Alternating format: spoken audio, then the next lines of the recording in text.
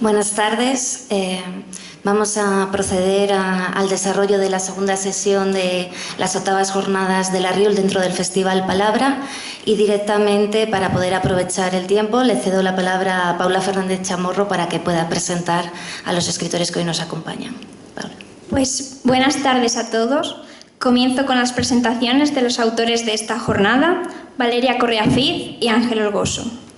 Valeria Correa Fiz nació y creció en Rosario, Argentina, aunque actualmente vive en Madrid. Es autora de los libros de relatos La condición animal, seleccionado para el 4º Premio Hispanoamericano de Cuento Gabriel García Márquez y el Premio Setenil 2017, y Hubo un jardín, publicado este mismo año en la editorial Páginas de Espuma. Además, también ha escrito los poemarios El álbum oscuro, finalista del primer Premio de Poesía Manuel del Cabral 2016, El invierno a deshoras, merecedor del 11º Premio Internacional de Poesía Claudio Rodríguez, Museo de Pérdidas y Así el deseo. Algunos de sus relatos y poemas han sido recogidos en diversas antologías y traducidos al inglés, el italiano, hebreo y rumano. A todo ello, se añaden su labor de coordinación del Club de Lectura del Instituto Cervantes de Milán y los talleres de escritura creativa que imparte en Milán y en Madrid. Como narradora, destaca en la creación de atmósferas y retratos psicológicos capaces de enfrentarnos a la crueldad, la violencia y el salvajismo, y al mismo tiempo a la fragilidad, los miedos y las inseguridades humanas. Todo ello lo lleva a cabo a través de diversas estéticas, cuentos realistas, fantásticos, simbólicos, truculentos, de terror, variados puntos de vista y perspectivas narradoras, y un tratamiento del lenguaje en el que destaca una prosa que combina lo visceral, lo lírico y lo perturbador. De tal modo, sin renunciar a la belleza estética y al poder de lo bello y lo siniestro que pueda aunar la palabra, se interroga sobre la parte más oscura del ser humano, aquella que construye un mundo inquietante. Por su parte, Ángel Orgoso nació en Granada. Es uno de los autores de referencia del cuento en castellano. Así, ha publicado los libros de relatos Devoraluces, Breviario Negro, Astrolabio, Las uñas de la luz, Almanaque de asombros, Las frutas de la luna, Racconti Abissali, Cuando fui jaguar, Los líquenes del sueño, relatos 1980-1995, La máquina de languidecer, Los demonios del lugar, El vuelo del pájaro elefante, Cuentos de otro mundo, Granada año 2039 y otros relatos, Nubes de piedra, La hélice entre los sargazos y Los días subterráneos. También es autor del poemario Ukigumu, el libro ilustrado Nocturnario y una recopilación de sus textos de no ficción, Tenue armamento. Ha obtenido una 30 de premios y relatos suyos se han incluido en más de 70 antologías. Es, además, fundador y rector del Institutum Pataphysicum Granatensis, auditor del Collège de Pataphysique de París y miembro de la Academia de Buenas Letras de Granada y de la Amateur Mendicant Society de Estudios Holmesianos. Ha sido traducido al italiano, francés, inglés, alemán, griego, portugués, rumano y polaco. Este año, en 2022, ha publicado en la editorial Eolas Bestiario, un volumen que reúne todos sus relatos protagonizados por seres de la naturaleza. En él se vale de los resortes de lo fantástico para dar voz a la otredad. Además, utiliza diversos mecanismos como humor, referencias culturales, metaliteratura, hibridismo genérico o recursos como la sorpresa final con el objeto de reflexionar acerca de la condición del ser humano. A través de lo insólito se desprende una crítica de lo real que se proyecta sobre diversas cuestiones ecológicas, políticas, sociales, filosóficas, científicas o culturales que permiten al autor indagar en el tema de la identidad del ser humano y su lugar en el mundo. Como no quiero robaros más tiempo, os cedo la palabra. Muchas gracias, Paula, por la presentación. A mí me corresponde ahora moderar la conversación con Valeria Correa Fiz y con Ángel Orgoso, y Paula me lo ha puesto muy fácil porque ha ido adelantando, ¿no?, numerosos aspectos sobre los que vamos a poder hablar o conversar. Pero antes, me imagino que quienes estuvieron ayer ya no me creerán, porque voy a decir que formularé muy rápidamente las primeras preguntas y prometo que es verdad, ¿no? para que ellos puedan tener tiempo de responder. Y me voy a detener después en la cuarta que hago, ahí sí un poco para dar mi opinión, ¿no?, sobre todas estas cuestiones que nos ha ido adelantando Paula y para explicar también el porqué de mi sonrisa. Yo sonrío habitualmente, pero hoy un poco más porque estoy muy feliz de compartir esta tarde con estos dos autores, y después explicaré el porqué, ¿no?, más avanzado. Ahora directamente, para cumplir con lo prometido y ser rápida en las formulaciones de las preguntas iniciales, me apetece preguntar, y he visto también algunos gestos, ¿no?, de sorpresa por toda la enumeración de títulos que ha hecho Paula al hablar, ¿no?, de la bibliografía de Ángel Olgoso. Me gustaría preguntar, en primer lugar, Ángel, que nos comentes un poco de cuál ha sido tu experiencia en la literatura en estos 50 años. Bueno, buenas tardes a todos. Es un placer, un verdadero placer estar aquí por primera vez en León, y es un verdadero placer encontrarme con vosotros, porque no es muy habitual hallarse ante aficionados a la literatura en estos tiempos. Y es una alegría encontrarme cara a cara por fin con Valeria y con Natalia. Y quería darle las gracias por este privilegio a Natalia y a Paula por su presentación. A pesar de esta felicidad, la verdad es que me siento un poco como un pez fuera del agua, porque aparte de la timidez, no estoy muy acostumbrado a hablar en público. Soy un escritor por escrito, que me he dedicado durante esos 50 años que ha planteado Natalia, me he dedicado a la creación más que a la difusión de mi obra. Soy una especie de escritor trufa, con una independencia un tanto feroz, que apenas hace vida social y que se pasa la hora puliendo pacientemente cada palabra como si fuera el trabajo impro de la Taracea granadina. Precisamente en el largo viaje desde Granada a León estaba echando la vista atrás y creo que me he dado a luz a mí mismo 3 veces. Son como 3 caídas del caballo camino de Damasco. La primera fue en La Salle, cuando estuve interno desde 1971 a 1974. Allí, en su maravillosa biblioteca, descubrí, fascinado, aparte de la vida de Santos, la aventura de Tintín y de Los Cinco, por ejemplo, descubrí La casa encendida de Luis Rosales y Cántico de Jorge Guillén, y quedé arrebatado, fascinado por las palabras, por su luz, por su caricia. Tanto que en el dormitorio comunal, que apagaban la luz, no recuerdo a qué hora, a las 9 de la noche, pues yo me tapaba entero y con mi linterna apuntaba en una libretita que todavía conservo, comencé a apuntar palabras y versos.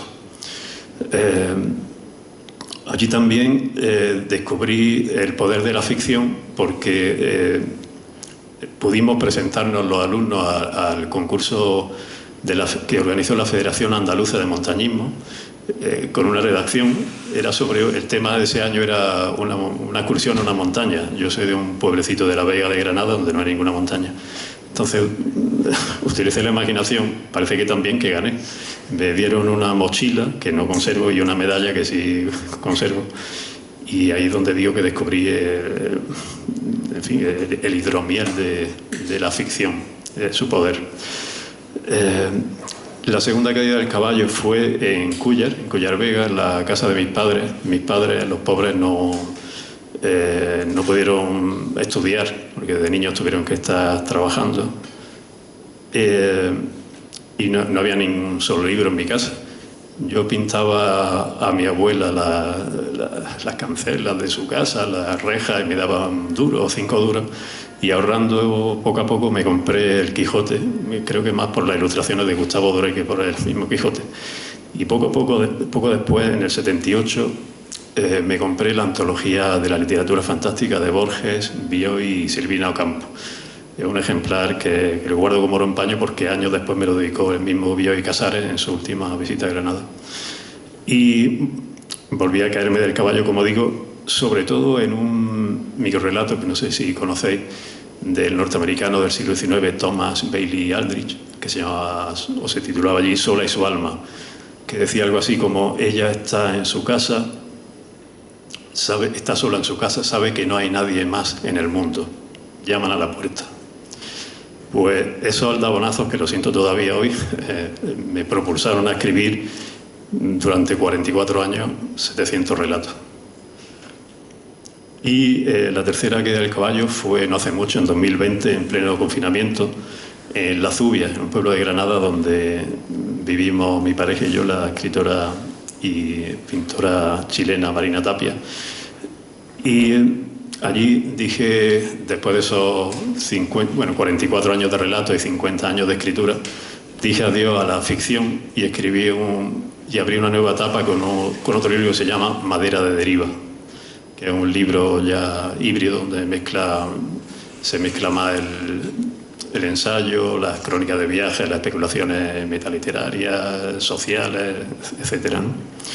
Pues bien, durante los primeros 20 años de escritura no conseguí ver ni un solo libro mío en un escaparate de una librería, porque los primeros libros se publicaron a raíz de premios. Concretamente, por alusión, recuerdo que uno de ellos fue el premio Caja España de Libros de Cuentos, con Cuentos de otro mundo, que se falló aquí en León, y aunque se entregó en Zamora, y en el jurado estaba Antonio Gamoneda y Elena Santiago.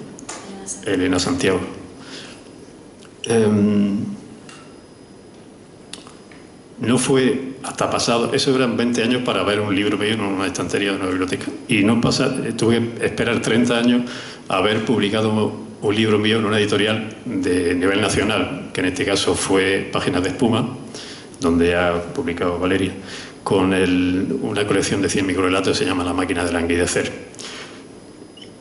Como podéis ver, hay que tener paciencia.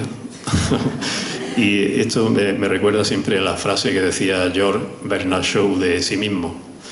Decía: florecí antes de los 20 años, pero nadie aspiró mi aroma hasta pasados los 40. En cualquier caso, creo que mi evolución ha sido coherente y también heroica para alguien tan poco dicharachero, porque 700 relatos no están nada mal para una persona a la que hay que sacarle las palabras con tenazas de sacamuelas. Hoy no es el caso, porque hoy estoy más cerca de la elocuencia de Fidel Castro que de un mudo, pero lo hago por motivos literarios e institucionales. Quería compartir también, si me lo permitís, una experiencia curiosa de estos años que puede resultar interesante. No sé si habrá alguien entre el público que conozca a un escritor que haya sido ingresado en urgencias por furor creativo. ¿Hay alguien o no? Bueno, pues ya conocéis a uno, un servidor. Yo trabajo en un instituto, pero no doy clases, soy de personal de administración y servicios, y se hizo un instituto nuevo, hicimos una mudanza, y en la mudanza me rompí el menisco de la rodilla derecha. Y bueno, mientras averiguaban lo que era, me hacían pruebas, tal, se cruzó el verano por medio, total, que estuve un montón de meses de baja, pero el problema era que tenía que ir cada semana al médico para ver si me seguía dando la baja. Y yo había estado previamente un tiempo sin escribir por distintos motivos, que había aprovechado para hacer los collages, los 100 collages de aquellos. Y entonces digo, esta es la mía, aprovecho para escribir todo lo que pueda, y me puse mañana, tarde y noche a escribir como un loco, y escribí en esos meses 200 relatos, 3 libros: Los demonios del lugar, La máquina de languidecer y Astrolabio, seguidos. Claro, la presión fue tal que acabé con unas migrañas terribles. Yo me recuerdo en la cocina de la casa poniendo la frente para refrescarla en los azulejos y acababa vomitando. La médica de cabecera, a la que por cierto me hice tan asiduo que le tuve que dedicar un relato de Los demonios del lugar para agradecérselo, me recetó, todavía lo recuerdo, Adolonta, que por lo visto es un opiáceo, y me dijo que me podía tomar 2 si me dolía, si veía que me iba a doler mucho Una noche me tomé 2, se me descompensaron todos los valores, me puse muriéndome y no había ambulancia, en un taxi, vomitando en el taxi, y me dejaron ingresado allí en urgencia, en observación toda la noche. Luego me empecé a tomarme las cosas con calma, a no escribir tanto, y bueno, conseguí terminar el tercer libro, ¿no? Tengo también, para que me conozcáis, mi rareza un poco más, una peregrina teoría, que es que mi visión distorsionada y extraña y sombría del mundo procede de que me trajeron a con forceps. Me apretaron tanto y me deformaron el cráneo, de hecho aún son palpables las irregularidades aquí. Y no sé si habrá influido eso en que también no puedo evitar ver a un niño o a un joven sin imaginarlo ya mayor, o lo que es peor, ya cadáver. Sí. En fin. Para terminar ya estoy monopolizando demasiado. A lo largo de estos años han sido 4 las divisas que me han guiado. La primera y la principal es una divisa patafísica que dice: me esfuerzo de buena gana en pensar cosas en las que pienso que los demás no pensarán. La segunda es del amigo José María Merino, que dice que la literatura debe hacer la crónica de la extrañeza. La tercera es más radical, de Manuel Carrer, está extraída de su biografía de Philip K. Dick. Dice: la visión del prójimo como torturador es el escabeche ligero en el que se macera mi cerebro. Y la última, llama lingüística, es una de Gómez de la Serna, que dice: todo lo que he escrito, lo he escrito con toda la predeterminación del mundo, echando pacientemente todas las palabras en una balanza de platero. Muchas gracias, Ángel. Bueno, por momentos yo creo que has animado a escribir y en otros momentos no tanto, ¿no? Pero te agradezco mucho la sinceridad y que hayas compartido toda esa experiencia. Y Valeria, te hago la misma pregunta, ¿no? Yo sé que los títulos que te conozco de poesía y de cuento son recientes, entre comillas, pero bueno, por lo poco que te conozco también, ¿no? Y las veces que hemos coincidido personalmente, tengo clarísimo que eres una vida lectora, y me imagino que desde chiquitita, ¿no? Y que tu experiencia, además, sé bien que con la literatura viene de atrás, aunque hayas decidido publicar más adelante. Entonces me gustaría que nos cuentes un poco también. Bueno, buenas tardes a todas y todos. Gracias, Natalia, un placer, Ángel, gracias, Paula, por presentarnos.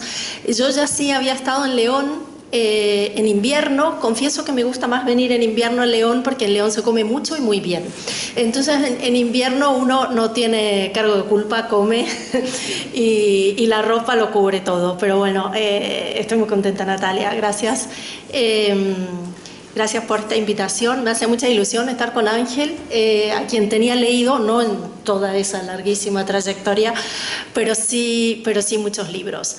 Yo soy abogada de profesión y trabajé muchísimos años como abogada. Recién hablábamos con Ángel, me dice: ¿pero no te resultaba árido? Bueno, para mí el derecho fue siempre un proyecto civilizatorio, ¿no? Los abogados tenemos mala fama, pero habemos algunos que no somos los demonios del lugar.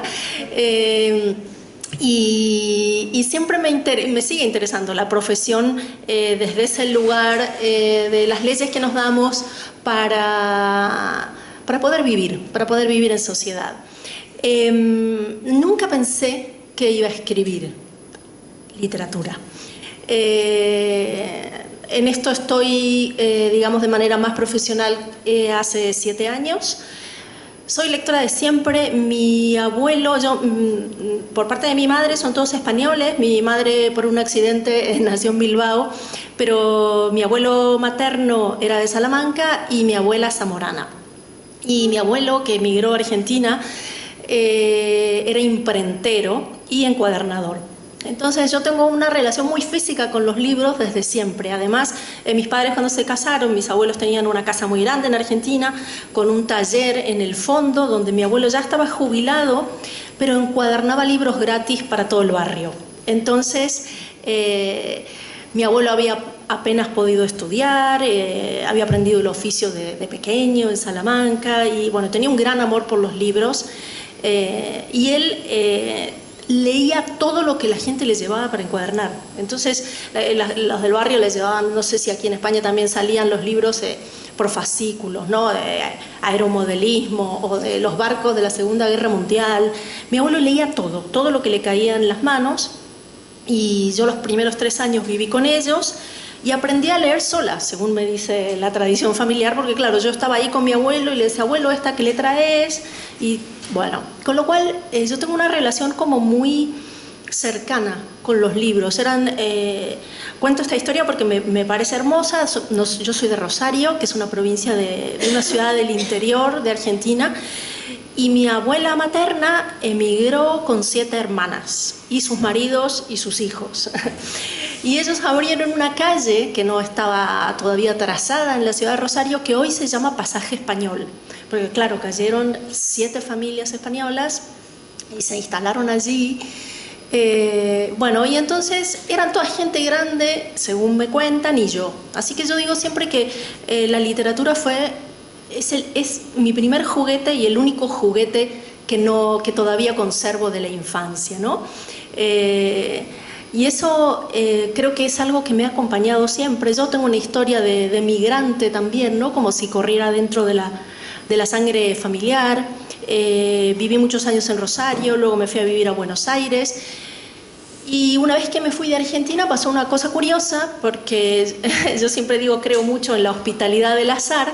Al primer lugar donde me fui a trabajar como abogada fue a la ciudad de Miami, en Estados Unidos. De allí me fui a México, luego recalé en Milán y por último ahora vivo en Madrid. Entonces, yo no sé qué extraño azar me ha llevado por la letra M, no sé si terminaré en Mumbai, no sé dónde, qué ciudades con M me quedan por el mundo, ¿no? Siempre digo también que si no hubiera sido por esa experiencia migratoria, yo no hubiera escrito, estoy segura. Llegué a Miami y, bueno, me imagino que se sabe, ¿no? Que Miami es un poco la capital de América Latina y hay una comunidad hispanoparlante enorme, pero es una comunidad hispanoparlante, es un Babel, ¿no? Del castellano, podríamos decir. Y luego se produce otro fenómeno que es, básicamente hay 2 estratos sociales en Miami. Hay gente que va con estudios y que se inserta muy rápidamente en lo que sería la cultura norteamericana y luego gente que migra por razones políticas, gente menos educada, si se quiere, ¿no? Y entonces, tanto una clase, no sé si por esnovismo o porque como empiezan a trabajar en inglés, empiezan a hablar mezclado, ¿no? Tanto una clase como la otra, porque la otra quizás porque no conoció ciertos servicios y ciertos objetos en su país de origen, hablan este famoso Spanglish, ¿no? Entonces te dicen, oye chica, que te dejo que me voy a hacer un manicure. Y dices, vas a la manicura. Pues eso existe, ¿no? Entonces, eso sería representativo, ¿no? Como de la gente que emigró en condiciones sociales difíciles, ¿no? Y luego los snobs que mezclan cosas y, bueno, algunas se podrían repetir en el bar, pero creo que aquí mejor que ni las decimos. Porque por lo menos en argentino suenan a obscenidades, ¿no? No te lo tendría que... Bueno, lo voy a decir igual. Por ejemplo, ¿saben? ¿No? To cool es refrescarse en inglés. Y entonces, si uno hace un Spanglish de eso, a mí como argentina me suena horrible. Yo no sé a ustedes, ¿no? Pero entonces, estás en una fiesta y viene un tío, como dices, oye, niña, que aquí hace mucho calor, vamos a culiar al Rufito. Señor, yo, o sea, si me quiero refrescar, me refresco. Eso otro, venga, ¿no? Bueno, la cuestión es que esto era una constante, el Spanglish era una constante, y entonces a mí me gustaba leer, no encontraba gente, y dije, voy a hacer un club de lectura. Y empecé con un club de lectura, que era como una especie de lugar formal donde yo no le tenía que decir a nadie, eso no se dice, eso no se hace, ¿no? No ponerme en plan maestra. Y el club de lectura fue creciendo y lo llevamos a una librería, a una cadena de librerías que se llama Barnes & Noble en Estados Unidos. Lo tuve por muchísimos años, el club de lectura, que además, bueno, como son los norteamericanos, todo gigante, me dieron un espacio enorme, como si les digo pero nuevo, no, sin tradición. Y entonces fue una experiencia muy divertida, porque leíamos una novela de un cubano y entonces venía un fotógrafo cubano y colgaba sus fotos, y bueno, se volvió como algo muy bonito, donde de alguna manera hicimos una Babel cultural, ¿no? Ahí en Barnes & Noble. Cuando por razones de trabajo me tocó irme a vivir a Italia, yo dije, yo esto me lo llevo conmigo, ¿no? Y entonces fui a una librería internacional, y en la librería hice lo mismo, la misma operación, monté un club de lectura en castellano. Y un buen día se presenta una señora y me dice, mira, yo soy la directora del Instituto de las Bibliotecas del Instituto Cervantes de Milán. Los alumnos me hablaron de este grupo, y la verdad es que yo quería hacer una cosa similar en el instituto y vine a ver cómo lo hacías, ¿no? Como para robarme la idea. Me dice, pero ya que lo haces bien, vente con nosotros. Coincidió, por eso digo yo que creo mucho siempre en la hospitalidad del azar, coincidió que en ese momento yo estaba casada y estábamos buscando tener familia, quedé embarazada y me entero que estoy embarazada de gemelas. O sea, 2 niños, madre primeriza en un país extranjero, ataque. La cuestión es que yo en ese entonces trabajaba como abogada para la Cámara de Comercio Española en Italia. Me pedí el permiso que me correspondía por ley y bueno, fue todo muy complejo porque las niñas se enfermaban, era todo un desastre, y entonces yo renuncié al trabajo y me quedé con la colaboración del Instituto Cervantes, que era una colaboración muy pequeña, digamos, en tiempo y en dinero, ¿no? Pero eso empezó a crecer, la gente decía, pues leamos esto, hagamos lo otro, empezaron a salir cursos, yo me animé mucho porque eran todos italianos, ¿no? Que tenían como segunda lengua el castellano, entonces yo me sentía como bastante segura de lo que hacía, ¿no? A pesar de que era un poco, bueno, no era un poco, era totalmente autodidacta. Y hasta que los alumnos dijeron, hagamos un taller de escritura, y yo les dije, miren, o sea, hasta acá llegamos, ¿no? Yo un taller de escritura, no, hagamos un taller de escritura porque así no perdemos el castellano escrito y no sé qué. Y entonces me empecé a comprar manuales de estos de escritura y a inventarme ejercicios, y claro, yo los hacía en mi casa porque digo, a ver, ¿qué les estoy dando a esta pobre gente, ¿no? Me voy a primero someter a mí misma. Y empecé a escribir así, empecé a escribir para hacer escribir a los demás, ¿no? Que es muy curioso. También creo, esa es como una historia formal, de verdad, de lo que pasó, pero yo creo que de alguna manera también la escritura me sirvió a mí como una especie de refugio, ¿no? Y hace unos años, leyendo a Italo Calvino, él tiene una frase que me encanta que dice, usted escribe como otros animales construyen guaridas. Y yo creo que eso me representa mucho, ¿no? La idea de el lenguaje fue como una especie de casa de infancia para mí, de patria, de llevarme algo que era muy mío, ese juguete, podríamos decir, que me llevé a Estados Unidos, que me llevé a Italia y que finalmente me llevé a Madrid también, ¿no? Porque en España, claro que hay momentos que nos entendemos y momentos que nos mal entendemos, ¿no? Porque tenemos palabras diferentes y bueno, es muy curioso. Ahora que ya llevo 7 años, bueno, 6, casi 7 en Madrid, siento, digamos, de alguna manera que empiezo a vivir una especie de hibridación, ¿no? Como que el castellano, hay gente que dice te estás contaminando. Para mí, contaminar tiene una cosa peyorativa. Para mí la cosa híbrida es enriquecedora, ¿no? La idea de incluir palabras que no estaban en mi acervo original de mi castellano argentino, ¿no? Y esa es un poco la trayectoria. Entonces, claro, yo viví casi 20 años como abogada y llevo estos 6, 7 como escritora, que además me han dado una oportunidad gigante, que es conocer toda España, porque la verdad es que yo he conocido mucho gracias a los libros, ¿no?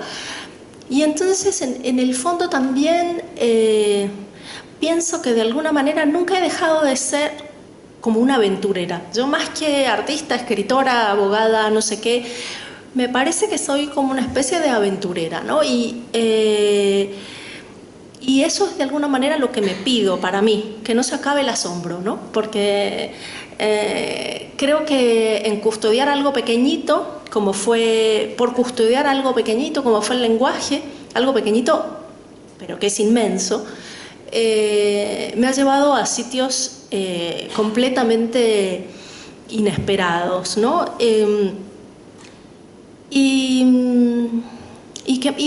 Bueno, y yo empecé escribiendo poesía, porque como hacía estos ejercicios para mis alumnos, no los hacía de principio a fin, ¿no? Como uno hace algo narrativo y estructurado, hacía como esbozos, ¿no?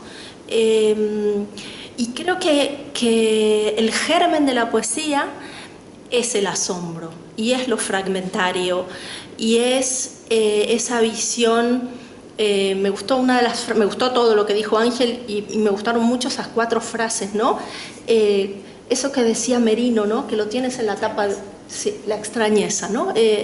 Me parece que la poesía, pero cuando digo la poesía, lo digo en un término amplio, ¿no? La buena literatura cultiva esa extrañeza, cultiva el asombro, cultiva el desplazamiento, ¿no? Cultiva la aventura también, ¿por qué no?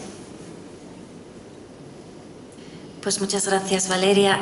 Os voy a preguntar ahora rápidamente por 2 cuestiones. Vuestra concepción del relato y vuestra idea de lo extraño en la literatura. Por estas 2, antes de pasar a hablar rápidamente de los libros y que nos podáis leer también, ¿no? Algunos textos o algunos fragmentos. Entonces empezamos, si os parece, por vuestra concepción del relato. Bueno, tengo que pedir disculpas de nuevo porque prefiero leer la respuesta. Como le dije a Natalia ayer, todo lo que tengo que expresar lo tengo que escribir antes, a excepción de la lista de la compra.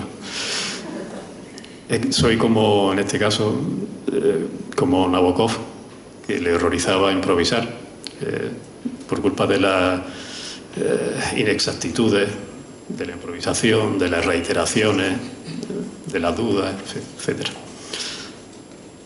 El relato es el cauce principal, el hilo de oro del tejido de la literatura, la mágica piel de Zapa, la llama sagrada, inolvidable y tentadora, que emite luz por encima de la impureza de su entorno, pero de ordinario se le confunde con ínfimos retales y gamuzas, como un simple afuente, con un riachuelo que puede llevar ocasionales pepitas de oro.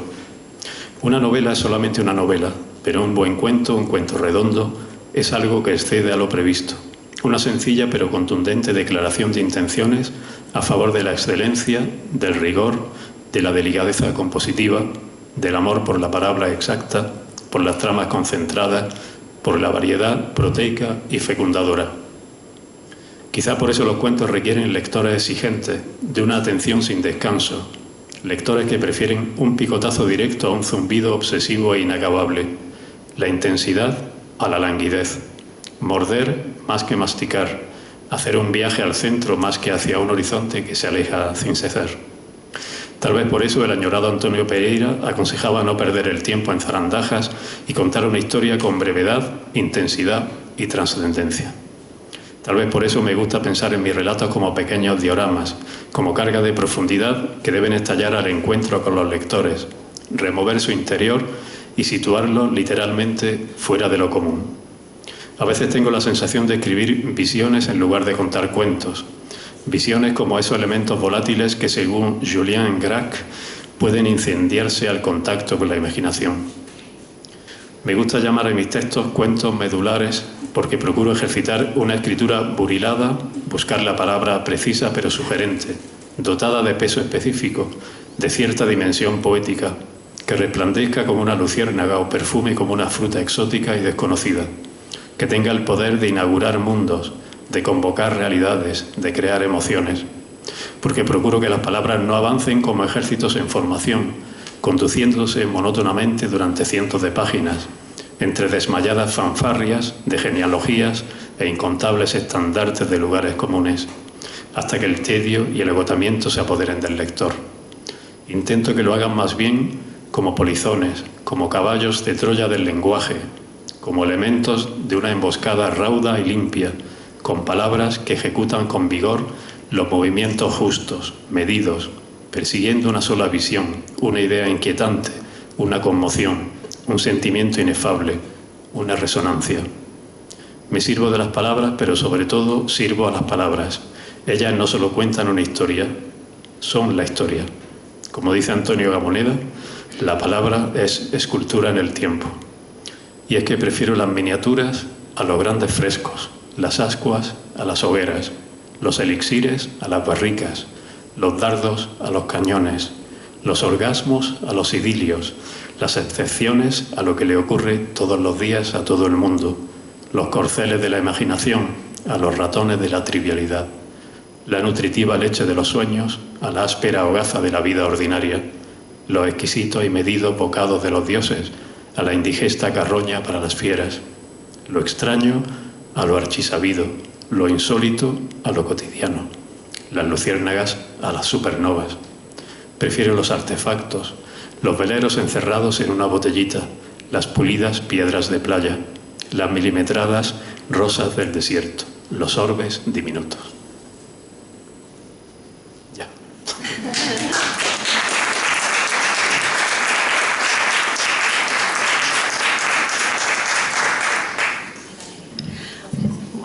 Bueno, es tan bonito, Ángel, que yo me voy a tener que poner en plan legal acá para tratar de agregar algo a lo que dijiste, ¿no?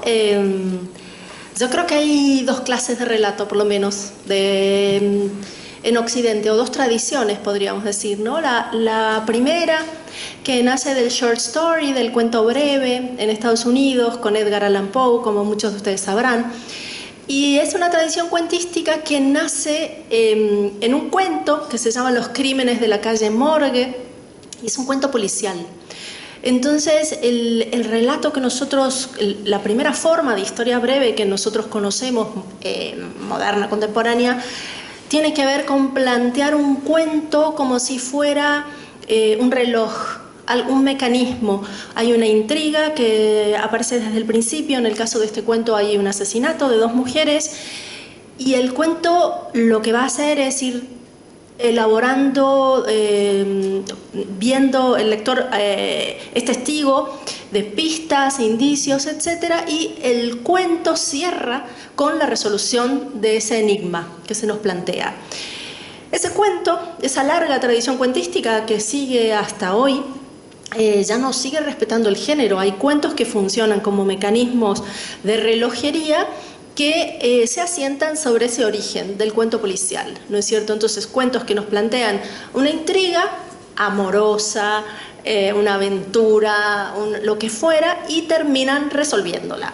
Pero hay otra tradición cuentística, ¿no?, a la que pertenecen más bien, qué sé yo, Catherine Mansfield, Chekhov. Bueno, Chekhov escribe de las dos, ¿no?, que plantean el cuento como una escena de vida, un fragmento de vida. Entonces, no trabajan tanto sobre el enigma, no trabajan tanto sobre esta pregunta, no trabajan tanto sobre los indicios, sino sobre la construcción de un personaje que entra al cuento de una manera y sale, aunque sea ligeramente modificado al final del cuento. A mí me gusta mucho trabajar en las dos tradiciones, ¿no?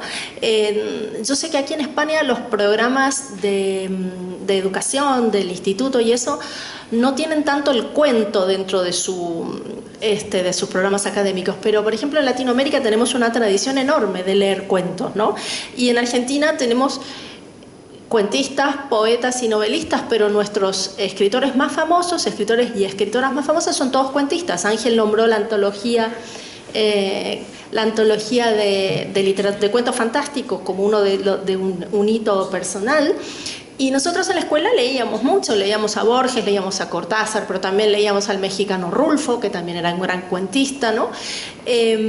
Con lo cual, más allá de estas dos tradiciones, te quiero decir, Natalia, que para mí el cuento es como algo natural, una forma de de narrar la vida, ¿no es cierto? Porque el cuento es una manera rápida, digamos, eficaz de construir un mundo, ¿no? De construir un mundo con huecos, un mundo con elipsis, un mundo con silencios.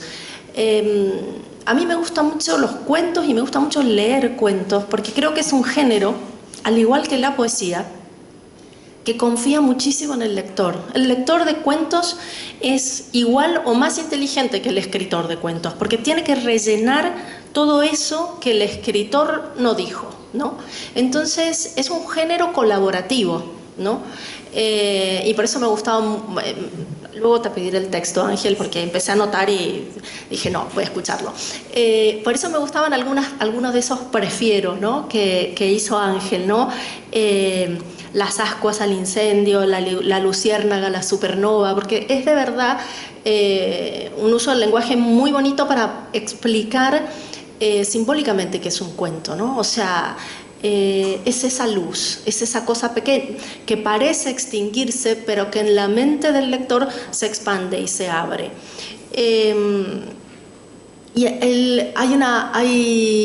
No es una definición de cuento, pero es una poética de cuento que a mí me gusta mucho, del escritor español Eloy Tizón, creo que uno de los mejores cuentistas vivos en lengua castellana. No solamente en España, sino lo digo de manera amplia, y Eloy dice: ningún cuento está completo si no le falta algo. En esta paradoja de su poética, y creo que de la poética del cuento en general, refleja la idea del hueco, de la elipsis, del silencio, ¿no? Y Andrés Neumann, otro cuentista radicado en Granada, ¿no? Él dice algo así como: todo buen cuento guarda un secreto, ¿no? Entonces yo creo que en estas son dos escritores muy distintos entre sí, pero ambos apuntan a esto mismo que Ángel mencionó, el lenguaje poético, ¿no? A la cierta cosa pequeña pero agujereada, ¿no? del cuento. Y creo, y con esto ya me callo, creo que lo más importante de un cuento, de un buen cuento, es que soporte más de una lectura. Es decir, una vez que el lector resolvió, llega al final, resuelve la anécdota, la intriga, esa escena de vida, una vez que se perdió el enigma, digamos, si uno tiene ganas de volver a leer un cuento y volver a maravillarse, es porque es un buen cuento que no se agotó en ese viaje alocado de la flecha, ¿no? ¿Qué podríamos decir? Que no se agotó porque lo vamos completando cada vez más, ¿no? Nos va dando cada vez más. Bueno, claro, son muchas las palabras que habéis empleado para justificar vuestra concepción del relato. Yo no puedo repetir todo porque además si nos robo mucho tiempo, pero sí que recomiendo los dos libros de los que vamos a hablar, Un jardín y Bestiario, porque realmente en ellos, y me quedo solo con dos palabras, una de cada uno, encontraremos muchos huecos y muchas resonancias, ¿no? Así que ahí encontramos realmente estos cuentos que no es que soporten, sino que merecen, ¿no? Lecturas y relecturas. Vuestra idea de lo extraño, voy a cumplir lo de ser muy parca en el planteamiento, vuestra idea de lo extraño en la literatura. Bueno, retomando, ¿se oye? ¿Se oye? Ahora. Retomando brevemente la intervención de Valeria, mi árbol genealógico sería, lógicamente, mi abuelo Edgar, Poe, mi padre Franz Kafka y mis tíos Jorge Luis o Julio y cientos más, ¿no? También hay un tío muy lejano que siempre está de viaje, que es Anton Chekhov, que me encanta también, pero reconozco que me cuesta más trabajo asirlo, ¿no? Soy más de, como he comentado antes, del cuento conclusivo, autoconclusivo, cerrado, ¿no? Aunque en los últimos libros estoy abriendo mucho más los finales, etc. Bueno, voy a leer brevemente un extracto del discurso que di en mi entrada en la Academia de Buenas Letras de Granada, que se llamaba Las luciérnagas de lo breve, lo extraño y lo imaginativo. Me voy a centrar en la extrañeza, para responder a la pregunta de Natalia. Si percibimos la brevedad y su búsqueda de lo esencial como una decisión estética o un modo de concebir el acto creativo, la extrañeza denota un estado, un clima, una cualidad furtiva, un halo de incertidumbre que proyecta la obra en torno suyo y permite al lector experimentar un acceso a lo inesperado, el placer de levitar, felizmente ajeno al peso de la costumbre. No es preciso darle la vuelta a la realidad únicamente en espacios exóticos o mediante sortilegios y azares insospechados. Lo familiar favorece de igual forma lo imprevisto y lo fatal, y de manera más terrible por cercana e inesperada. Quizás sea una condición indispensable para que los artistas puedan considerarse como tales el hecho de no ver nunca las cosas como son, de persuadir a sus semejantes a mirar más allá de la rutilante pero fina y engañosa piel de la realidad, si es que tal cosa existe, de inocularles una desazón irresoluble, una perplejidad no exenta de nostalgia por un mundo distinto al que nos toca vivir. Sinceramente creo que en el misterio está la base de la conciencia y de la creatividad humanas. Antes de Freud, Schelling, el filósofo alemán del romanticismo, definió la noción de Unheimlich, la extrañeza inquietante, como lo que debía de haber quedado oculto, secreto, pero que se ha manifestado. Desde niño, cuando el deleite impregnaba cada lectura, cuando era tentado irresistiblemente por cada nuevo descubrimiento, cuando abrir un libro era como acercar una antorcha a un bajorrelieve en el fondo de una cueva, cuando mis ojos no saciados conferían a cualquier biblioteca o librería el aura de una gruta de Aladino rebosante de tesoros y prodigios, me fui acostumbrando, sin saberlo, a que solo lo extraño me resultaba familiar. Pronto sentí predilección por las historias extraordinarias, desaforadas, especulativas, enemigas del día, por los desvaríos de la percepción, por los gabinetes de maravillas, por el lado de la sombra, en definitiva.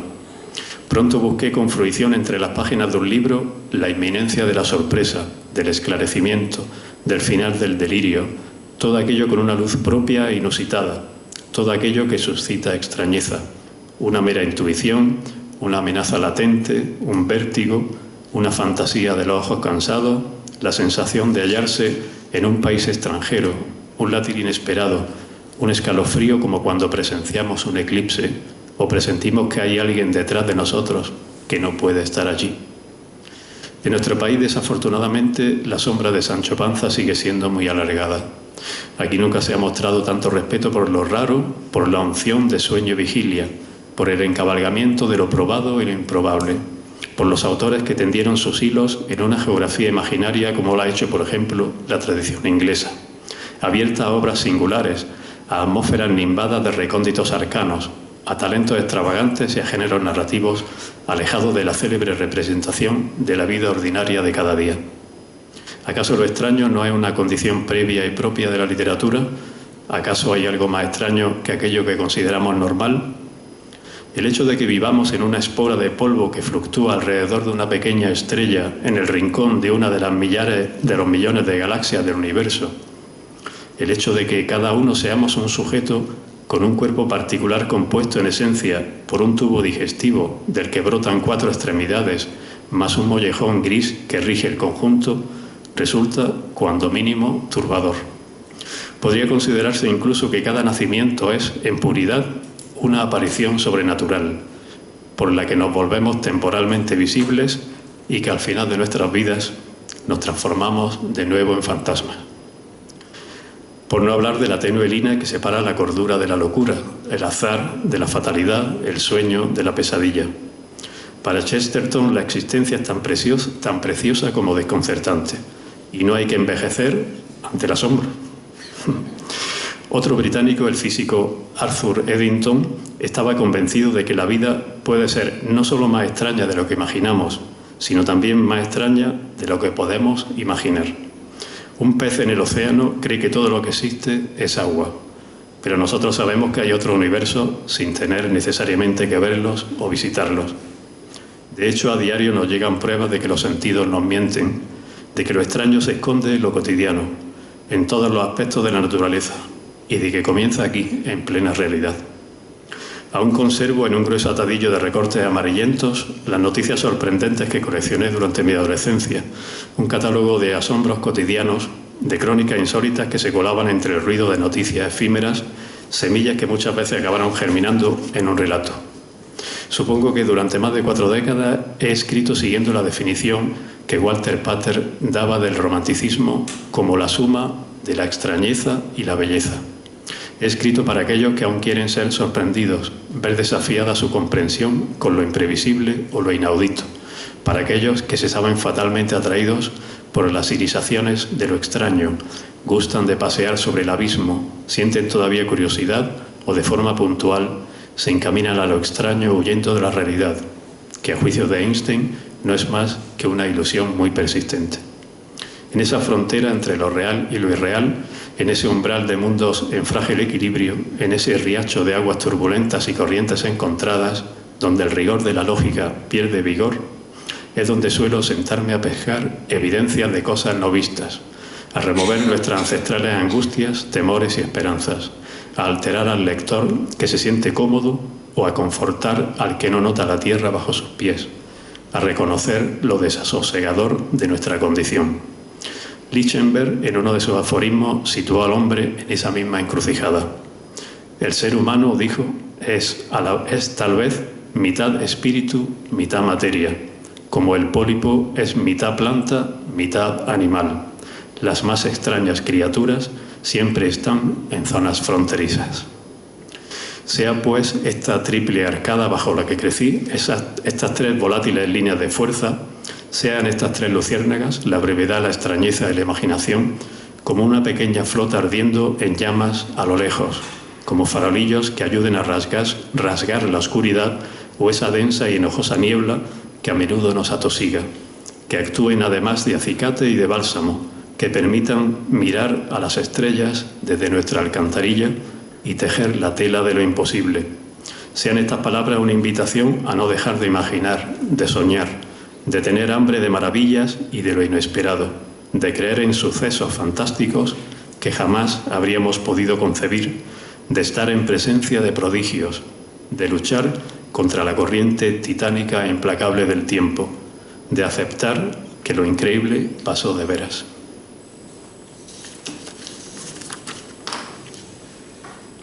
Voy yo con lo extraño. Lo extraño para mí es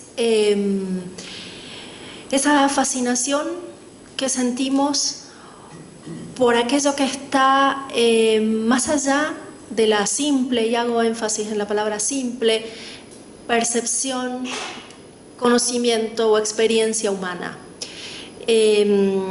Basta poco, basta que uno observe algo detenidamente como para que algo extraño aparezca, ¿no? Ángel citaba esto del unheimlich, ¿no? Lo familiar que deviene extraño o lo oculto que no debía ser exhibido, ¿no? El vocablo alemán es muy curioso y es difícil, se traduce como siniestro, ¿no? Pero es difícil traducirlo al castellano porque tiene una cuestión etimológica muy interesante, ¿no?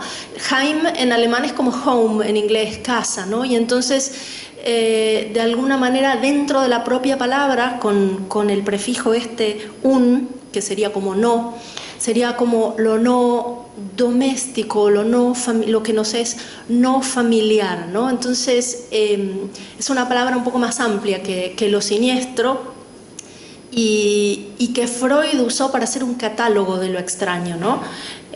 Lo extraño sería que un argentino no nombre a Freud, porque no sé si ustedes saben que la mitad de la población argentina es psicoanalista y la otra mitad paciente, con lo cual entonces con esta palabra alemana de Schelling y del romanticismo, es que Freud, basándose en un cuento muy interesante que es El hombre de arena, que para los que les gusta Metallica también hay una canción que se llama de Sandman, Enter the Sandman, hace todo un catálogo, ¿no? de lo que es siniestro y de lo que es extraño. Pero yo creo que de alguna manera ese catálogo es verdad que es extraño, ¿no? Y entonces, por ejemplo, se nombran las cosas inanimadas que cobran vida, ¿no? Y por eso muchos chicos le tienen miedo a los payasos, a los muñecos, sobre todo a los muñecos antiguos, ¿no? O los zombies podrían ser, ¿no? Lo inanimado que cobra vida, lo que cobra vida. El catálogo es muy interesante, ¿no? Habla de fragmentos, ¿no? Y que se pueden usar como cosa siniestra, pero también si pensamos, por ejemplo, la mano de la familia Addams, ¿no? Que es un fragmento, no es siniestro, ¿no? Entonces, yo creo que por eso digo que es todo aquello que va un poco más de esa simple percepción o conocimiento o experiencia, ¿no? Bueno, eso sería para mí. O sea, lo extraño puede dar miedo, puede producir pavor, puede aterrorizarnos, pero también lo extraño puede producir un gozo, ¿no? Y siendo argentina, ya que nombré a Freud, voy a nombrar a Lacan. Lacan, otro de estos psicoanalistas. Él también hablaba de un concepto en francés, ¿no? Que es jouissance, que es como un gusto, una especie de gozo en el dolor, un gozo en lo extraño, como una especie de morbo, ¿no? Diríamos así en el lenguaje común. Entonces, para mí está... ¿Se escucha? Sí, me acerco ahí. Para mí lo extraño, el extraño que yo trabajo tiene que ver con los conceptos que dijo Ángel en algunos cuentos, lo bello y lo siniestro, pero también es un extraño mucho más cotidiano, ¿no? Que no necesita de apariciones o de fantasmas o de muertos o de... aunque lo trabajo, ya lo digo. A mí me gusta mucho bueno, saben que la literatura extraña en inglés se llama la weird fiction, ¿no? Y weird, la palabra esta que es coloquialmente raro, extraño, en su sentido arcaico quiere decir destino. Entonces, por ejemplo, para quienes estén familiarizados con la obra de teatro Macbeth de Shakespeare, a las tres brujas, en inglés se les llama The Weird Sisters, ¿no? Que son como las hermanas del destino. Entonces, a mí también me gusta mucho trabajar la extrañeza de lo oracular, ¿no? ¿Hay un destino fijado para nosotros o de verdad tenemos libre albedrío, ¿no? Como ven, es un extraño, un raro que entra en cuestiones metafísicas, ¿no? Y que se pregunta la existencia o la no existencia de cosas, ¿no? Porque a mí me interesa mucho la idea de voy caminando por un bosque y me encuentro con un círculo de piedras, ¿no? Y uno preguntarse por qué hay un círculo de piedras donde quizás no debería haber una figura geométrica, ¿no? Pero también lo contrario, ¿no? La idea de por qué hay ciegos que con las manos ven mejor que nosotros con la vista, ¿no? Entonces, esa idea de lo extraño vinculado a lo metafísico, a la existencia o a la no existencia de cosas, que ya les digo, para mí es como una especie de derivación de lo oracular, es a mí lo que más me interesa. Pero yo creo que hay como muchas vertientes de lo extraño, ¿no?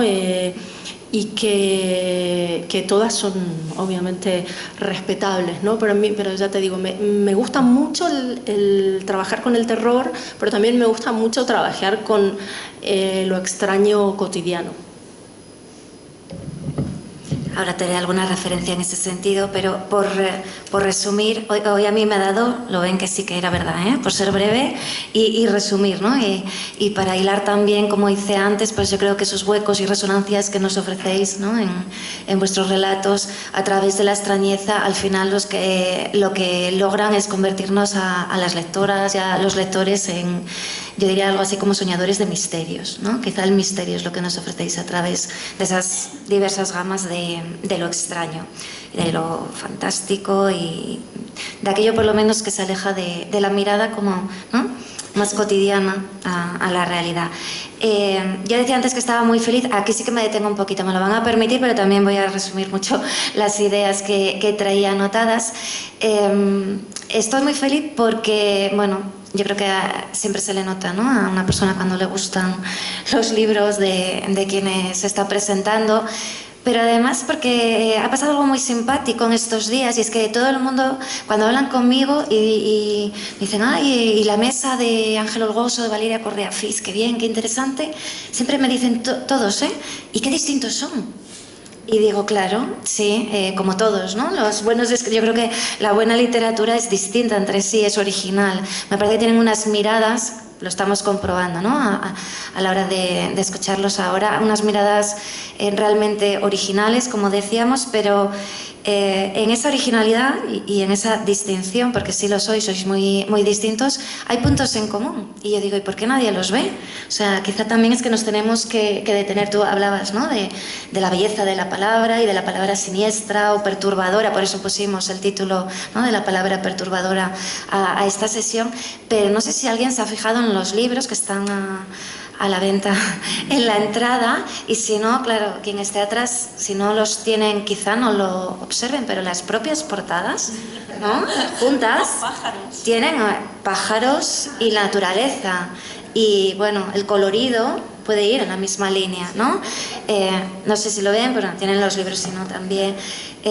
El verlos juntos, cuando hicimos el cartel nos dimos cuenta también, ¿no?, de estos detalles, pero sin ver el cartel, habiendo leído los libros. Hay puntos en común muy claros y yo sí que quiero resaltarlo, claro, lógicamente con las distinciones que tiene que existir, porque se trata de dos autores diferentes y de dos poéticas diferentes. Y voy a remarcar, porque estamos en el Festival Palabra, ese amor a la palabra, ¿no?, que se nota muy bien en vuestras poéticas, ese cuidado del lenguaje estilizado, pero pienso también en el eje, volvería a enseñar las portadas, animalidad-humanidad o humanidad-animalidad. Creo que aquí podemos utilizarlos en el orden, ¿no?, revertido indistintamente. En la preocupación que también hay, no solo la belleza de las palabras o la creación, la imaginación, sino que creo que hay una reflexión también importante sobre lo social.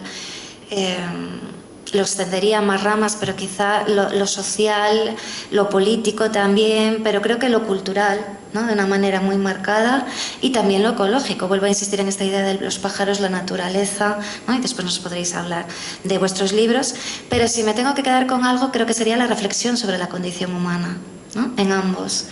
En el caso de Valeria, contamos contigo para el club de lectura cuando sacaste tu primer libro de cuentos, La condición animal, y precisamente nos hablabas de esto, ¿no?, del mal, pues desde esta perspectiva también de abogada que nos has relatado al principio, de esta idea de, bueno, esa lucha que tenemos entre lo primitivo, lo salvaje, ¿no?, los instintos más primarios, y luego nuestra posición como más racional en el mundo, ¿no?, como más educada, civilizada de algún modo, pero como esa parte salvaje animal la tenemos, ¿no? Lo trabajadas con atmósferas, ya lo avanzaba también Paula, muy, muy perturbadoras, con elementos que, fíjate, estoy recordando el primer comentario que hubo el día del coloquio, no entre socios, sino entre socios y autora. Creo que uno de los primeros comentarios fue de un socio muy querido que te dijo, para mí el primer cuento fue ya como un auténtico bofetón, algo así, no te lo puedo decir literal, pero la palabra fue bofetón, porque no esperaba el desenlace, ¿no? Y te dijo además, si no lo esperaba, porque la protagonista era mujer, ¿no? Y empezábamos ahí, ya no me puedo meter en estas cosas, pero bueno, elementos truculentos y elementos que quizá uno no se espera, aunados con lo que estamos diciendo que es la belleza estética del lenguaje, pero que están ahí en esta prosa de Valeria desde el primer libro de cuentos y que están en el segundo, y que se aplica esa visión crítica tanto a la faceta de la humanidad como historia con mayúsculas y a la faceta como más doméstica, más familiar, ¿no? Y a mí me ha gustado verlo reproducido con otras vertientes, pero aquí en Hubo un jardín. Me parece que de nuevo logras navegar por distintas estéticas, lo decías ahora, ¿no? En el otro libro teníamos poéticas de la incertidumbre, relato gótico de terror, distópico, ¿no? Quizá no clásico, pero distópico. En este caso volvemos a navegar, ¿no?, por diferentes estéticas de esa extrañeza de la que acabáis de hablar, de lo real, de lo fantástico. Tienes cuento de fantasmas, aunque decías que no te hace falta el fantasma, pero sí que, por ejemplo, hay uno, pero siempre envolviendo esa intriga en el misterio, ¿no?, que yo creo que es lo que os puede aunar un poco al hablar de la condición humana. Nos hablas, pues, de nuevo de lo dramático, de, pues, culpas, remordimientos, dolor, ¿no?, vida, muerte, adolescencia. Es que podría empezar a enumerar y hacer como antes un poco en la presentación con los títulos de Ángel, ¿no?, y no acabar, pero que creo que son una serie de ejes temáticos que se pueden ir repitiendo a lo largo de tu poética y que le dan una gran fuerza, también pareja, ¿no?, maternidad, adolescencia, pues, desasosiego. Realmente nuestros miedos, nuestras angustias aparecen muy bien reflejados en tus cuentos. Y me gusta algo más novedoso respecto al anterior, que es el espacio argentino, ¿no?, que le da una gran fuerza también, una personalidad a los relatos, y creo que se entiende desde lo que contaste al principio, ¿no?, de esa experiencia también de la migración o el desplazamiento y, pues, esa cultura híbrida, ¿no?, más mestiza que también has podido vivir. Pero claro, el jardín, que está en el título, el Hubo un jardín, ¿no?, que el jardín es simbólico en literatura por naturaleza. Yo aquí sí que no me detengo porque si no me pasaría horas hablando, pero es alegórico, es simbólico, no es un jardín edénico. Por eso yo hablaba de los colores, de la tonalidad de las portadas, no es algo arcádico. Pues hay que leerlo en este sentido de desentrañar la condición humana a través también del lado más oscuro, ¿no?, de esos jardines no edénicos y más oscuros, pero a la vez es un jardín no domesticado, una naturaleza no domesticada, y me parece que eso también es muy metafórico. Entonces yo después os daré la palabra a los dos y nos cuentas lo que quieras de Hubo un jardín antes de pasar a la lectura final. Y de Ángel, lo digo para hacerlo seguido y después daros la palabra como hice antes. Bueno, lo primero, darte las gracias, ¿no?, en nombre de Ana Bello Verano, además, que está aquí, y en mi nombre como directoras de la colección Las Puertas de lo Posible, porque bueno, pues realmente me emociona, al decirlo. Es un regalo auténtico lo que nos has hecho para la colección con este bestiario, la colección de Las Puertas de lo Posible de la editorial Eolas de esta ciudad. Ha sido un regalo mutuo, porque yo creo que es el primer libro de tanto que no tiene ni una errata. Bueno, ahí hay mucha complicidad y yo creo que los tres, Ana y yo dijimos, es uno de los libros, claro, es una maravilla, poquísimas erratas podía haber, ¿no? No nos encontramos esto. Hablabas de la paciencia, ¿no?, al principio de todo, y la paciencia en el cuidado de la palabra creo que es súper necesaria, ¿no? No hay que tener tanta prisa por publicar o decir lo escribí y ya está, ¿no? Yo creo que esa es una enseñanza tremenda. Sí te puedo decir que es, claro, no quiero faltarle el respeto, ¿no?, al resto de autoras o autores, pero el libro más depurado, ¿no?, en esa línea siempre lo hemos hablado, el tuyo en la parte de ficción y el de Rosalba Campra, ¿no?, que también una gran estudiosa argentina de lo fantástico. Bueno, pues es una maravilla cuando uno ve ya que el autor te da el texto así, ¿no?, de esa manera tan bella y tan cuidada. Pues gracias por tus artefactos tan cuidados, con tanto mimo, ¿no?, que realmente pues están mimados en ese juego de significados, pero también en la cadencia adecuada, en la melodía, en el sonido de la escritura, que es algo de lo que, bueno, pues nos gusta, ¿no?, presumir y resaltar cuando hablamos de este libro en la colección, tanto del sentido como del sonido, ¿no?, del lenguaje, en suma. Nos situamos, y creo que es ese otro punto en común, en esa belleza perturbadora, ¿no?, de la imaginación, también en bestiario, como en el resto de toda tu amplia producción. Y yo creo que aquí sí que plasmada a través de una gran riqueza. Y ahora voy a leer, que yo casi nunca leo, voy echando un ojo, pero al final improviso y no digo lo que tengo, pero como lo has hecho tú, lo voy a hacer, porque no se me quede nada en el tintero, y prometo con todo, que yo sé que hay quien me tiene miedo, que voy a resumir lo que tengo, pero para que por lo menos algunas de las cositas más importantes no se queden, ¿no?, plasmada a través de registros, como te decía, que transitan lo fantástico, y aquí me voy a cortar y no voy a decir todas las modalidades que entrarían dentro de esa perspectiva, ¿no?, de lo no realista, pero que nos hablan además desde lo erudito, lo lírico, el asombro, el humor, el terror, lo telúrico, lo erótico, la metaliteratura, ¿no?, y que desde esas perspectivas además nos hablan, pues, de metamorfosis, de reencarnaciones, de sueños, de deseos, de monstruos, y en suma vuelvo a insistir, aquí sí me repito, sobre el misterio. Yo creo que es una de las palabras, ¿no? Esas luciérnagas, esas ascuas, ¿no?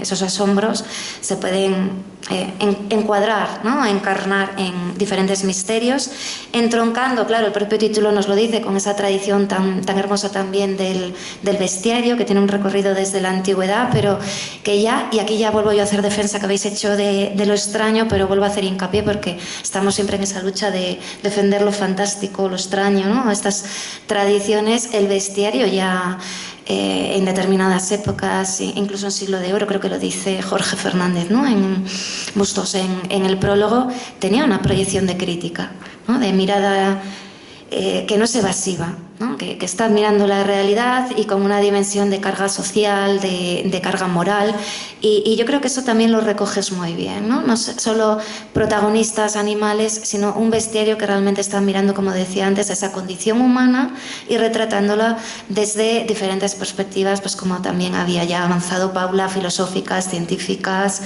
culturales, ecológicas. Bueno, ya ven que no estoy leyendo, siempre hago lo mismo, pero para que no se me quede nada, aparte de esa dimensión ideológica que creo que es fundamental también en tu mirada, el añadido de todas esas otras influencias que hay en la buena literatura, ¿no? Que yo digo que no siempre tienen que estar plasmadas explícitamente, pero se ve que están en la formación del autor o de la autora, y aquí disfrutamos mucho con guiños a la tradición oriental, ¿no? Diferentes perspectivas, lo digo así de manera como muy genérica, la fábula, el cuento tradicional, la sátira, la mitología clásica, la mitología bíblica, ¿no? Y bueno, y me callo porque ya estoy viendo miradas que me están diciendo al final te vas del tiempo porque os robo el tiempo a vosotros. Entonces, hablándonos un poco de bestiario y de Hubo un jardín, de cómo surge y lo que más os ha gustado trabajar en estos libros. Bueno, me has dicho todo lo que iba a decir yo sobre bestiario y lo has dicho perfectamente. Además, si hablo, vaya a comprobar lo patético que resulto cuando no leo, si improviso. Bueno, solo decir que siempre había soñado con tener un bestiario y incluirme dentro de esa venerable tradición que se remonta a la Edad Media o incluso más allá, ¿no? Y también acompañar a Borges, a Monterroso, a Arreola, ¿quién más? Hay un montón de autores extraordinarios. Incluso el último libro de Sánchez Ferlosio también era un bestiario. Y como ya he dejado de escribir ficción, era el momento de vivir un poco de la renta y estoy empezando a hacer recopilaciones. La primera ha sido este bestiario. Me di cuenta de que había escrito montones de relatos protagonizados por animales y quería reunirlos. Y Natalia pues me dio la oportunidad de publicarlo maravillosamente. Y ella lo ha dicho todo. Hay un poco de todo, no están ordenados cronológicamente, están barajados según el registro que tiene, la extensión, el tipo de animal. Comentar que creo que el animal en que me he reencarnado más veces escribiendo los relatos es en perro, aunque bueno, lo he hecho sobre una pulga. La psicología de una pulga que está dentro del pelaje de un perro también, sobre el asno que llevó sobre su lomo a Jesús también, un cocodrilo, dinosaurios, todo tipo de animales. Y es que siempre me ha gustado, aparte me gusta lo fantástico, lo extraño, lo maravilloso, las posibilidades. Me encanta esa zona fronteriza que hay entre género y entre especies, ¿no? Que es una zona muy rica, muy favorable para lo fantástico y que ha explorado también Valeria en la condición animal. Hablar de la dicotomía entre animalidad y humanidad. Y como decía Natalia, aunque estén protagonizados por animales, estos relatos hablan de la condición humana, muchas veces casi desde un punto de vista moral. Son como un espejo los animales y realmente yo creo que nosotros somos el escarabajo de Kafka, ¿no? Somos todos protagonistas de la metamorfosis. Ya está.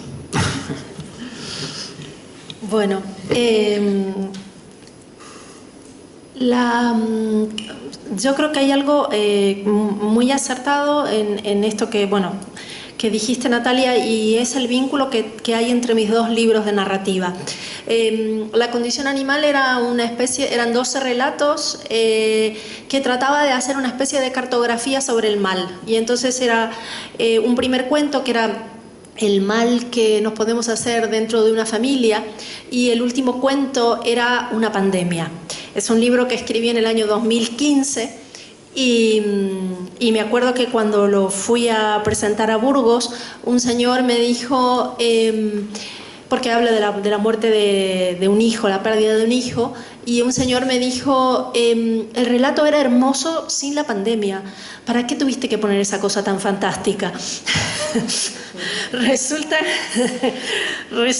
que parece, ¿no?, que esta idea de que la poesía es un arma cargada de futuro o una especie de antena al más allá, a veces suele conectar, lamentablemente. Este libro no es que haya agotado la cartografía sobre el mal, porque evidentemente los humanos somos muy creativos con el mal, y siempre inventamos nuevas formas de hacer daño. En este libro me interesaba explorar mucho más cómo se sienten esas personas que han sido víctimas de un mal o que se sienten culpables de haber hecho voluntaria o involuntariamente un mal. La idea de Hubo un jardín trabaja con el jardín, como bien dijo Natalia, como espacio simbólico, como ese jardín del Edén del que fuimos expulsados, en el que perdimos la inocencia, en el que perdimos un estado de orden, de beatitud, de pasividad, de naturaleza pacífica. Pero también, claro, es el jardín, la naturaleza que se desborda dentro de cada una de las historias. La naturaleza como fenómeno geográfico, porque hay inundaciones y otras catástrofes, pero también la naturaleza de los personajes, ¿no? De ahí que estoy trabajando con esta doble idea simbólica del jardín. Son 7 cuentos también, jugando un poco a repetir la simbología. No representan específicamente los 7 pecados capitales, pero sí me gustaba jugar con ese eco en el libro. Yo creo que los libros, quizá esto es un vicio que me queda del derecho, los entiendo como cosas muy orgánicas, ¿no? Como un corpus. Ustedes saben que el derecho está organizado en cuerpos, ¿no? El derecho penal, el derecho comercial. Entonces, para mí los libros tienen que más o menos, no digo agotar un tema, porque eso sería muy presumido de mi parte, pero sí más o menos hacerlo funcionar como un organismo, ¿no? Que los elementos se repitan, que los cuentos hablen entre ellos, aunque sean historias muy distintas, en espacios geográficos distintos, con personajes distintos, como para que al lector le quede una idea de estar transitando un mismo cuerpo, ¿no? Como si fuera la piel, que es un órgano, es el órgano más grande que tenemos, ¿no? Y que recubre todo nuestro cuerpo. Son 7 cuentos que están articulados en torno a la culpa y al secreto. Yo en algún momento de mi vida me di cuenta que todos somos el secreto de alguien, siempre. En algunas ocasiones nos aman en secreto o amamos en secreto, nos odian en secreto, nos envidian o envidiamos en secreto y así, etcétera, ¿no? Entonces me parecía como que el secreto, que ya lo nombré también dentro de la poética del cuento, jugaba aquí en el fondo y en la forma, ¿no? El cuento es una forma, un género literario que juega con el secreto, y en estos cuentos hay siempre un secreto. Entonces me gustaba también jugar con esa idea. Como bien dijo Natalia, el libro anterior es un libro que transita muchos géneros y que son cuentos muy distintos entre sí. Este libro son todos los cuentos narrados en primera persona. Eso fue una modificación que hice cuando me di cuenta que tenía la culpa, el secreto. Y después es una elección de un narrador que es una elección política, ¿no? Porque en algún momento me empezó a fastidiar mucho la idea de que somos un algoritmo, ¿no? Somos un algoritmo para los partidos políticos, que de repente, no sé, las mujeres rubias entre 35 y 50 años que usan ropa rosa votan acá y allá. Somos un algoritmo para las redes sociales, somos un algoritmo para los departamentos de marketing.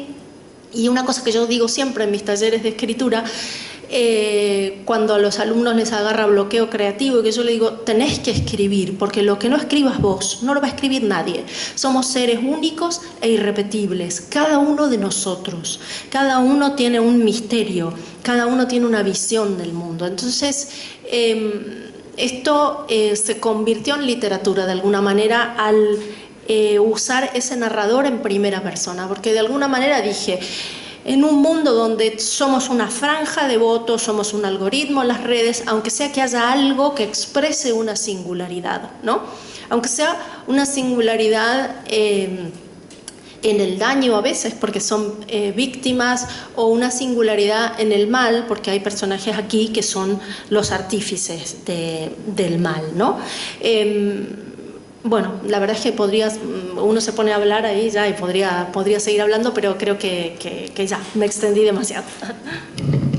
Os lo agradezco, porque son muchas cosas, ¿no?, las que os planteamos. Yo sé que es difícil y nos vamos acercando peligrosamente a la hora. Yo me asusto cada vez que miro, pero sí que os voy a hacer también muy rápido una última pregunta, y una última pregunta que se va hacia lo extraño, pero no lo extraño dentro de la línea literaria de lo fantástico, sino lo extraño por lo poco cotidiano, que yo creo que no es una pregunta usual, o yo no se la haría desde luego en principio a otros conferenciantes en otra situación, pero a vosotros sí, y un poco también por todo lo que hemos hablado antes. Se dice que en vuestra literatura también, ¿no?, hemos dicho que se plantea esta idea de lo extraño, del misterio, lo alejado de lo cotidiano. Hay también como un acercamiento a aquellos deseos, ¿no? No solo culpa, remordimiento, sino deseos del ser humano, esos sueños que podemos tener en un momento dado, anhelos. Entonces os voy a preguntar, ¿cuál sería vuestro anhelo secreto? ¿Cuál es? Pero no va a ser más secreto, si te lo digo. Bueno, te voy a contestar una extrañeza. Mi anhelo secreto sería una buena dentadura, para no tener que frecuentar a la Santa Inquisición de los dentistas. Bueno, ya broma aparte, creo que mi ideal, mi sueño sería tengo algunos, pero me gustaría tener muchos más lectores que hubieran leído todos los relatos completos. No, ya sé que sería el ideal de todos los escritores. Todos los relatos, no solo uno, unos cuantos o un libro, porque pienso que el efecto que puede tener la lectura de la obra completa de un autor es algo sin parangón como experiencia lectora. Es algo que yo creo que no se trata mucho y me parece muy importante. En mi caso particular, como mi segundo apellido podía ser versátil, que lo mismo escribo un cuento ambientado en el Japón medieval que en la Rusia del siglo XIX, en Salzburgo, en la prehistoria, en el futuro. He escrito incluso un pequeño librito que se llama Almanaque de Asombros, que está contado con el lenguaje del castellano del siglo XV. Hay otro relato que me costó 5 años escribir, que se llama Los Palafitos, donde hago una demolición completa de la civilización occidental, como si no hubiera existido y estuviéramos todavía en el Neolítico. O uno que se llama Contraviaje, que abre las frutas de la luna, donde dos operarios van desmontando el universo, como si fueran paneles, y los van guardando en una furgoneta hasta que quede al vacío. Si la gente leyera esos 700 relatos, tendría una percepción, un panorama mucho más enriquecedor. Lo mismo que si lees la obra completa de Shakespeare o de Flaubert o de Chateaubriand, te abre unas perspectivas increíbles. Así que ese sería mi sueño. Como tengo buena dentadura, me pido comer sin engordar, pero más allá de eso, pues no sé, o sea, Yo diría que seguir viviendo en el asombro, ¿no? Eso sería para mí un anhelo secreto. Y me quedó colgada una cosa que dijiste, Ángel, hablando como que en España había aprendido mucho más Sancho Panza que el Quijote, ¿no? Y me acuerdo de una anécdota que pasó en Bucarest, en Rumanía. Un señor en el público dice... ¿Usted por qué cree que en Argentina hay tantos escritores que cultivan el género insólito, la literatura fantástica? Y claro, o sea, uno le preguntan eso así de la nada y además que digo, mira, eso para mí, yo no sé, habría que hacer una investigación sociológica, antropológica, no tengo idea, le digo, solamente voy a referir un fenómeno curioso. Y es que en España, digamos, el libro fundacional de la literatura española es El Quijote, que es un libro insólito, es un libro onírico, es un libro lleno de extrañezas, un libro que es la Biblia del fantástico, ¿no? Podríamos decir. Y la literatura española, que pesa, digamos, ¿no? Porque aquí tenemos un cultor de lo extraño, pero esa que trasciende y que sale en los periódicos y que se estudia mucho en las universidades, es la literatura realista, ¿no? La literatura del suelo, lo vernáculo, etc. Le digo, en Argentina tenemos el fenómeno absolutamente inverso, le digo, tenemos... nuestro libro fundacional es el Martín Fierro, que es un poema de un gaucho, la tierra, el ñandú, no sé, o sea, y le digo, y nuestros autores más famosos, autores y autoras más famosas son los que han trascendido, digamos, fuera del territorio argentino, son todos cultores del fantástico, le digo, así que, como verás, el mundo está lleno de extrañezas y le digo, no tengo ni idea, no te estoy respondiendo a tu pregunta, ¿no? Claro, entonces terminó la reunión y vino Cartarescu, estaba entre el público Cartarescu, yo casi me desmayo, y viene Cartarescu con su inglés súper gitano y me dice, I agree 99% in your answer, ¿no? O sea, estoy de acuerdo 99% con tu respuesta. Yo estaba ahí entre temblando, que Cartarescu me había oído decir toda suerte de disparates, y entre su presencia, y entonces le digo, bueno, ¿y cuál sería ese 1% en el cual usted no está de acuerdo? Y me dijo, That is a mystery. Ese es mi anhelo secreto, que Cartarescu me diga el 1%. Muchas gracias. Cerramos con una lectura. Nos va a pasar como ayer, que tenían seleccionados varios textos, varios pasajes, pero sí que lo tendremos que hacer de una manera más breve, que nos están llamando un poquito la atención porque se nos vuelve a ir el tiempo, pero sí que por lo menos 5 minutos, ¿no? Un poco más si necesitáis para cada uno, porque creo que lo más bonito es cerrar, ¿no? Con la lectura también, y que podamos, como ayer, disfrutar un poco de estas estéticas en la voz de las autoras y los autores.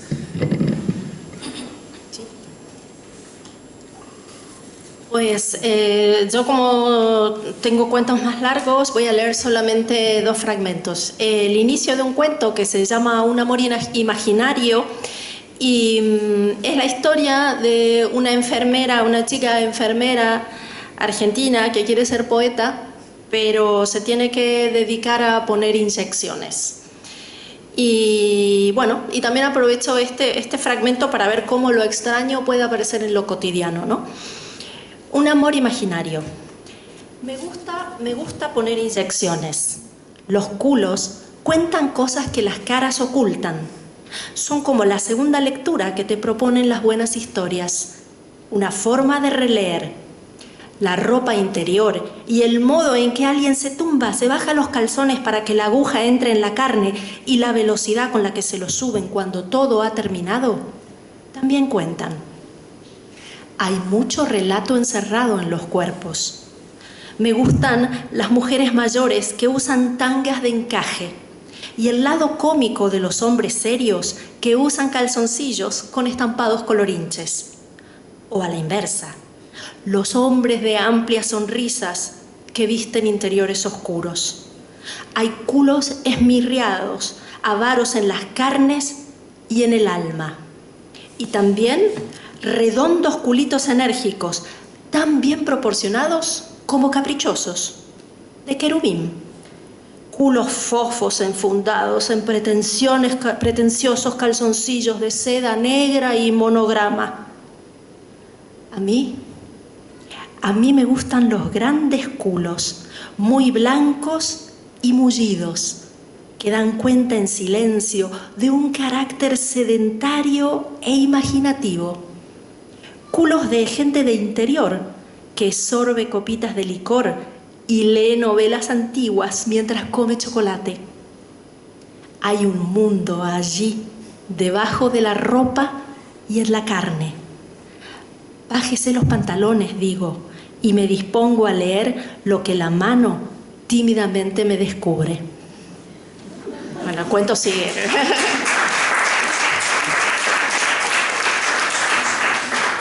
Y este otro fragmento se llama El invernadero de Eiffel, porque allí es donde transcurre la historia. Es un invernadero en la Pampa argentina, supuestamente diseñado por el arquitecto e ingeniero francés.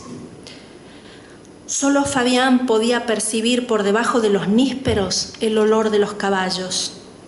Están bajando a beber al río ahora mismo, decía el jardinero a cierta hora de la tarde. Eran 5 los caballos del vecino, eran todos negros y yo podía imaginar esa maraña de crines oscuras flotando en el río. Y cuando ellos bajaban, Fabián entraba al huerto. Recogía una coliflor, un par de lechugas carnosas, moras negras. Las avispas eran finísimas como tornillos y se enroscaban a las frutas y había que espantarlas con delicadeza. Fabián salía del huerto con los labios brillantes de jugo de fruta. Entregaba las verduras a Elsa, la cocinera, y regresaba a trabajar en el invernadero de Eiffel. No era la única obra del ingeniero francés en Argentina.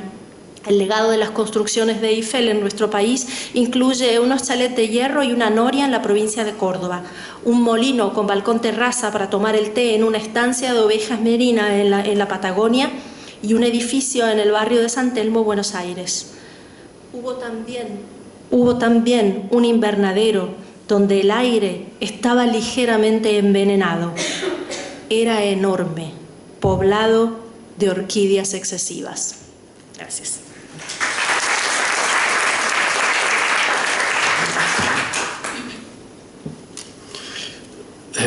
No me gusta hablar, pero me gusta leer y me había traído en mi, como buen iluso que soy, 27 relatos para leer. Muy breve, he escrito desde una línea hasta 30 páginas, ¿no? Pero bueno, voy a leer unos poquillos. Espacio. Escribí un relato de 3 líneas y en la vastedad de su espacio vivieron cómodos un elefante de los matorrales, varias pirámides, un grupo de ballenas azules con su océano frecuentado por los albatros y los huracanes y un agujero negro devorador de galaxias. Escribí una novela de 300 páginas. Sí. Escribí una novela de 300 páginas y no cabía ni un alfiler. Todo se hacinaba en aquella sórdida ratonera. Había codazos y campos minados, multitudes errantes que morían y volvían a nacer, cargamentos extraviados, hechos que se enroscaban y desenroscaban como una tenia infinita. Los temas eran desangrados a conciencia en busca de la última gota. No prosperaba el aire fresco. Se sucedían peligrosas estampidas formadas por miles de detalles intrascendentes. El piso de este caos ubicuo y sofocador estaba cubierto con el aserrín de los mismos pensamientos molidos una y otra vez. Los árboles eran genealógicos, los lugares comunes y las palabras pesados balines de plomo que se amontonaban implacablemente sobre el lector agónico hasta enterrarlo. Designaciones. Levantó una casa y a ese hecho lo llamó hogar. Se rodeó de prójimos y lo llamó familia. Tejió su tiempo de ausencias y lo llamó trabajo. Llenó su cabeza de proyectos incumplidos y lo llamó costumbre. Bebió el jugo negro de la envidia y lo llamó injusticia. Se sacudió sin miramientos a sus compañeros y lo llamó oportunidad.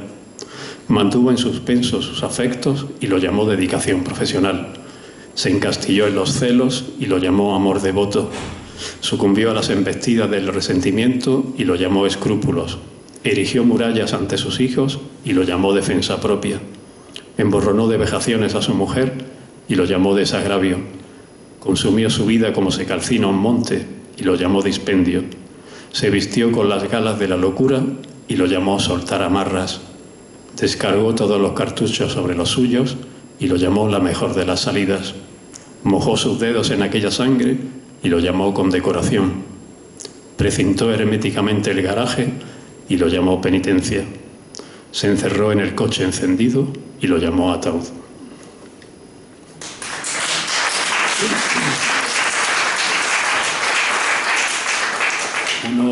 Uno muy breve que José María Merino siempre pone como ejemplo del movimiento interno que deben tener los microrrelatos.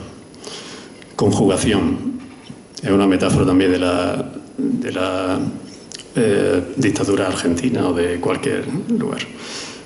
Yo grité, tú torturabas, él reía, nosotros moriremos, vosotros envejeceréis, ellos olvidarán.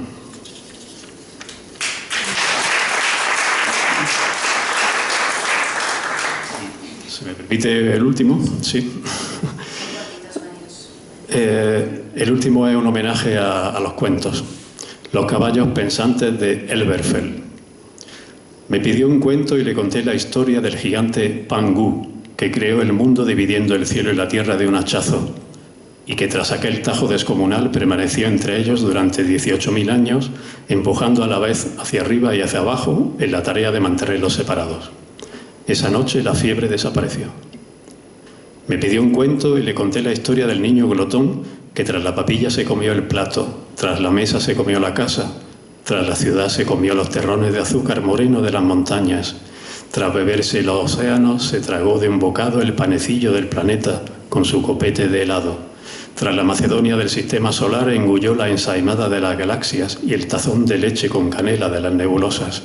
Tras los cascabillos garrapiñados de los meteoros, se zampó el almíbar con canela de las nebulosas, tras el almíbar ardiente de las estrellas. Tras la materia oscura con su punto de picante, rebañó los restos ya fríos del universo. Pero ni todo ese glorioso festín bastó para saciarlo. Esa noche no quiso otro biberón.